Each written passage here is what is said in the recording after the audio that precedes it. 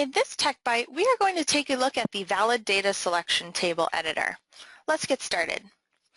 With so many fields in MMS, one can imagine how easy data entry errors can be created. Valid data selection table editor is a very effective solution to lower data entry errors as well as making values entered into fields consistent.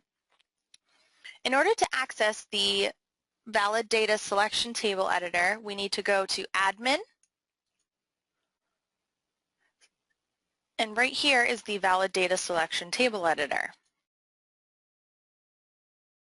Once in, you are able to select a table to populate the fields on. So for this example, I'm going to go to the student address contact data, and you'll notice the information changes in the field drop-down. So once you've chosen your table, you now select the field that you want to add values to or edit the values. So here I'm going to choose the relationship of contact to student.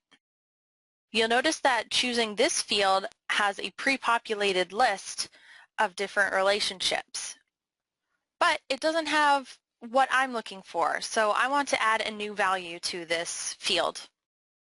To do so, I will go up to the yellow plus sign, click Add a New Record, and you'll notice that at the bottom we now have a new item.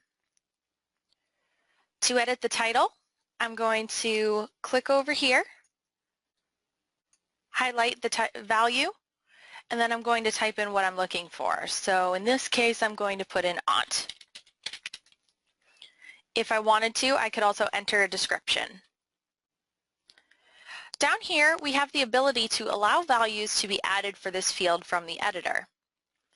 Depending on what values you're looking for, this could be a good idea to be able to let users add values on the fly if there isn't an option in the drop-down.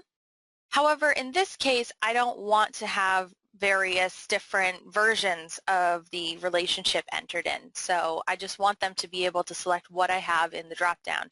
So I'm going to leave this set to no. If I wanted to delete a value, what I would do is go up to the red X, delete a record, and you'll receive an alert checking to make sure that this is what you want to do, deleting the value. Right now, I don't want to, so I'm going to click no. When you've finished editing the field values, you can hit the Save and Exit button. And now I'm going to show you what it was that we changed. If I go into the Student Biographical Editor,